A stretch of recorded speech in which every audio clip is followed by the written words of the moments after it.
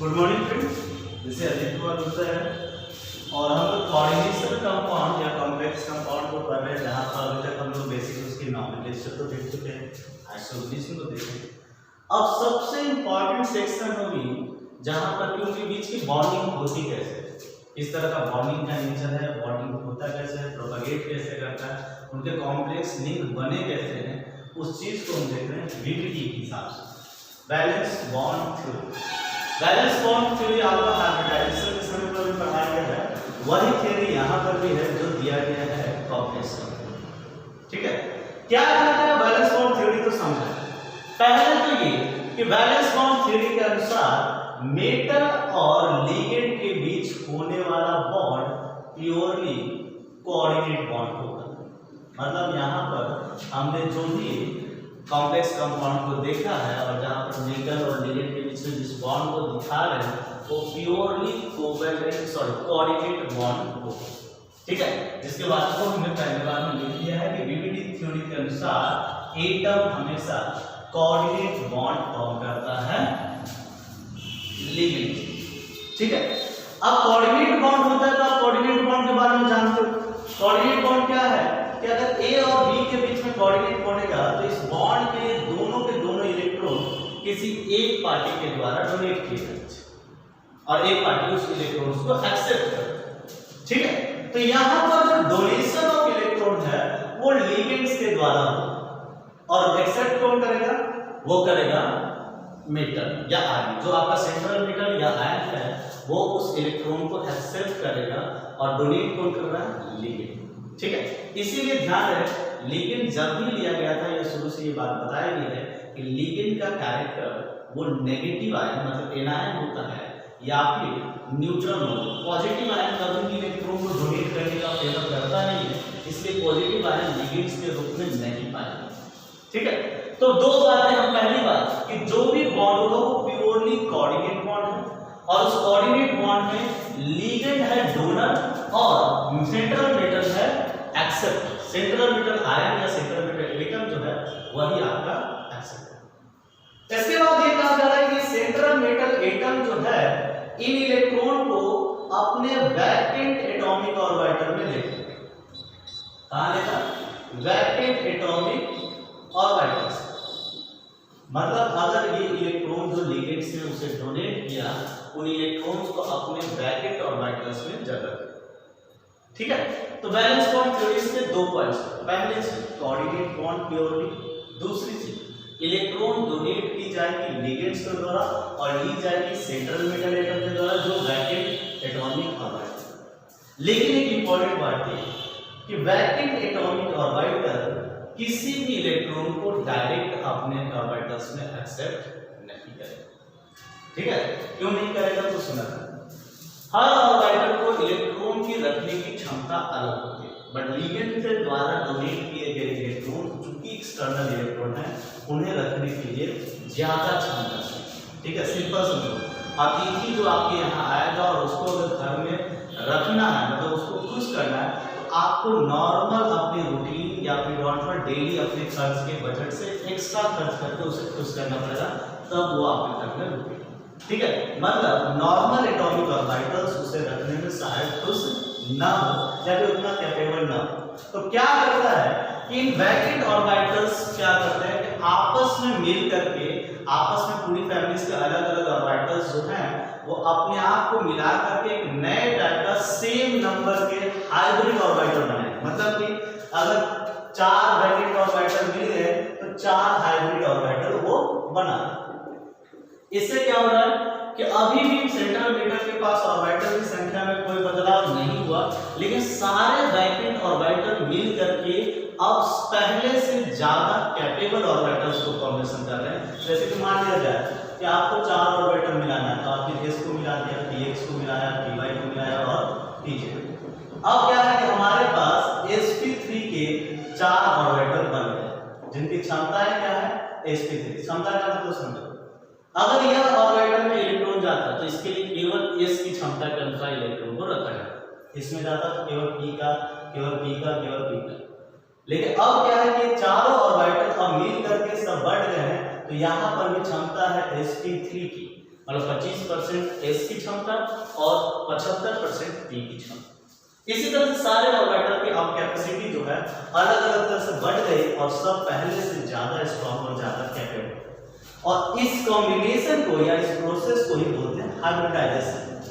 Hybridisation में क्या होता है कि सेपरेट ऑर्बिटल आपस में मिल करके अपने बराबर संख्या के ऑर्बिटल्स को बनाते हैं। जैसे कि बाहर वाले को ये नहीं पता चलता है कि ऑर्बिटल की संख्या बढ़ी है या घटी है, क्योंकि पहले जितना था उतना ही बढ़ा है। 1 2 3 4 ऑर्बिटल मिले हैं और 4 sp3 बन गए, ठीक है। लेकिन इनकी कैपेसिटी पहले से बहुत ही ज्यादा हो जाती है होल्ड करने की। तो यही बात कहा जा रहा है कि सेंट्रल मेटल डायरेक्ट उन इलेक्ट्रॉन्स को एक्सेप्ट नहीं करता, पहले अपने आप को मिक्स करके हाइब्रिड ऑर्बिटल बनाता है और फिर उसे यूज करता है इलेक्ट्रॉन पेयर को लेने, ठीक है। दूसरी चीज कहता है कि कितने ऑर्बिटल मिलेंगे, क्योंकि यहाँ ऑर्बिटल्स में ज्यादातर सेंट्रल मेटल हमारे डी टाइप्स के एलिमेंट हैं, ट्रांजिशन एलिमेंट हैं, तो उनके पास हो सकता है कि ऑर्बिटल्स ब्रैकेट्स बहुत सारे। तो कितने ऑर्बिटल्स आएंगे तो वो डिपेंड करता है कि कितना सेंट्रल मेटल का कोऑर्डिनेशन नंबर या फिर नंबर ऑफ लिगेंड के साथ कितने कोऑर्डिनेट बॉन्ड बनाने जा रहा है, उतना ही ऑर्बिटल्स को वो आपस में मिला करके और हाइब्रिड करें। मतलब आप अगर बोले कि कोऑर्डिनेशन नंबर 4 है, ठीक है, तो 4 है कोऑर्डिनेशन नंबर, तो इसका मतलब तो वो एक d ऑर्बिटल को मिला सकता है, एक s को, एक px और एक py, dsp2। एक कर सकता है s plus px plus py plus pz sp3d, sorry sp3। इसके अनुसार से 4 ऑर्बिटल यहाँ पर भी बढ़ेंगे और 4 ऑर्बिटल यहाँ पर बढ़ेंगे। अगर आप बोलोगे कि 5 है तो 5 है तो s px py pz plus d s square minus y square, ठीक है। तो आपको ये मिल जाएगा sp3d। तो कोऑर्डिनेशन नंबर जितना होगा उस कोऑर्डिनेशन नंबर के आधार पर वहां पर ऑर्बिटल्स को मिक्स किया जाएगा और उस हिसाब से वो हाइब्रिड ऑर्बिटल को बनेगा, ठीक है।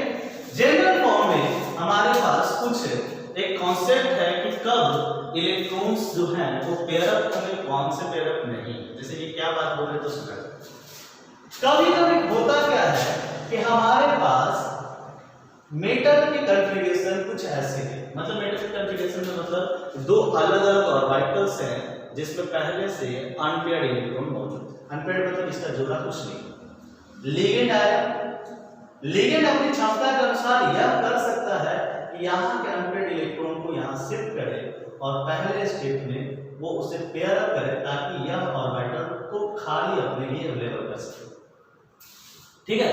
ऐसे लिगेंड्स को बोलते हैं स्ट्रॉन्ग लिगेंड्स, जो कि हाइब्रिडाइजेशन या फिर वैलेंस बॉन्ड थ्योरीज को प्रभावित करते।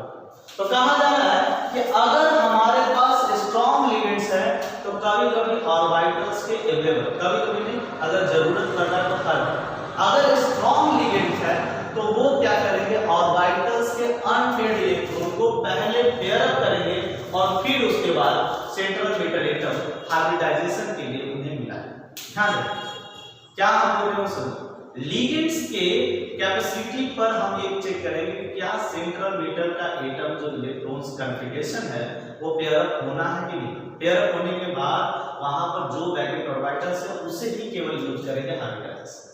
अगर पेयर अप नहीं होना है तो सीधे हम अपने पास जो वैलेंट ऑर्बिटल है उन्हें यूज करेंगे। तो इस लिगेंड की स्ट्रेंथ को स्पेक्ट्रोकेमिकल सीरीज के हिसाब से दिखाया गया है। जैसे स्पेक्ट्रोकेमिकल सीरीज को हम आपके सामने अभी लिखते हैं,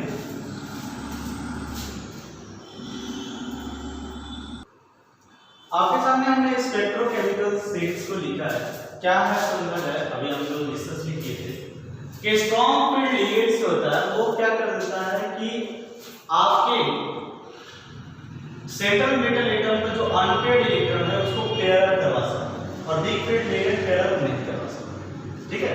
और लिगेंड्स की उनके पेयरिंग इंक्रीमेंट फील्ड्स के स्ट्रेंथ के हिसाब से एक सीरीज दिया गया है, इस सीरीज को बोला गया है स्पेक्ट्रोकेमिकल सीरीज।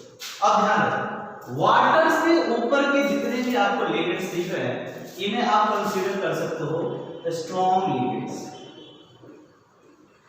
ठीक है। और उससे पहले के लिगेंड्स को आप कंसीडर कर सकते हो वीक लिगेंड्स। तो सुन सकते, अगर स्ट्रॉन्ग लिगेंड्स है तो वे कारण कर सकते हैं कि पेयर अप करवा दे टू सेंट्रल एटम पर जो खाली वैकेंट ऑर्बिटल में अगर अलग अलग जगह पर इलेक्ट्रॉन है तो उससे पहले पेयर अप करवा सकते हैं।